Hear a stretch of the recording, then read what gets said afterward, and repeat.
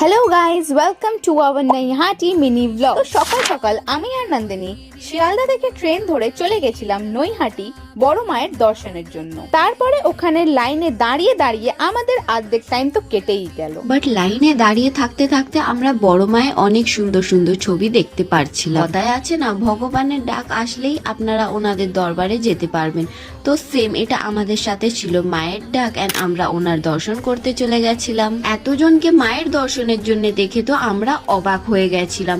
But যাই বলুন, ভিড় হলে কি হবে, মাকে দেখে আপনাদের মনটা একবারে জুড়িয়ে যাবে। বড় মা যে এতটা সুন্দর এন্ড অপূর্ব দেখতে আপনাদেরকে বলে বোঝানো যাবে না।